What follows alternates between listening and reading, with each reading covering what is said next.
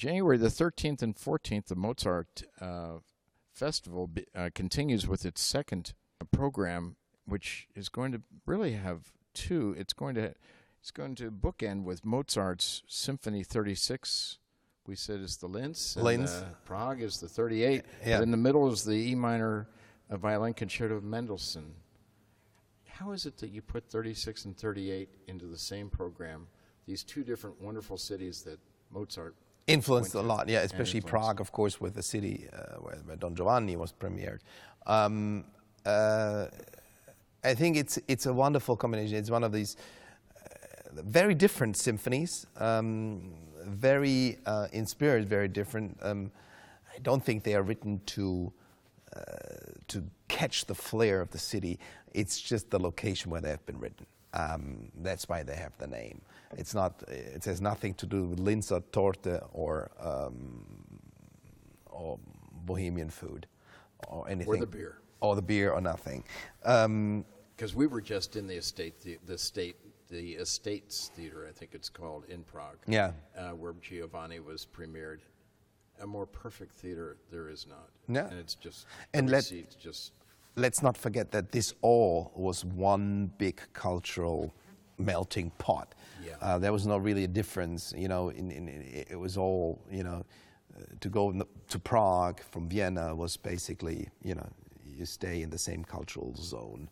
But this program is led, I don't want to use the word conducted, is led by Kolja Blacha. He is also going to be the soloist in the Mendelssohn Violin Concerto. Kolja came here before. He actually twice already played the Berg Violin Concerto with us, and then came back to lead another program.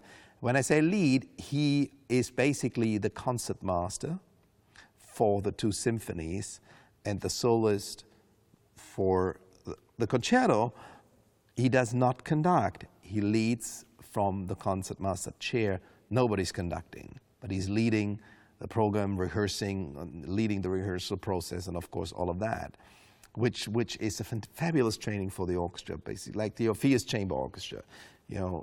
Orchestras who play a certain repertoire and are not conducted takes far more rehearsal time usually, and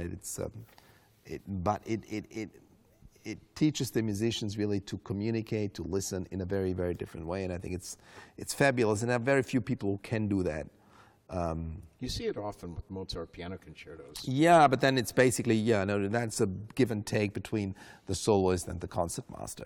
And here, it's Kolja Blacha, who was, when he was very young, became concertmaster of the Berlin Philharmonic under Abbado,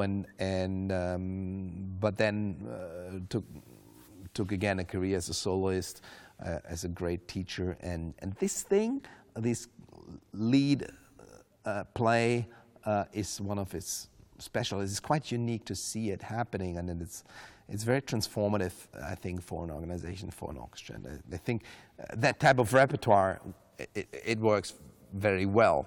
I don't think it works so well in a Brahms symphony, and let alone something more,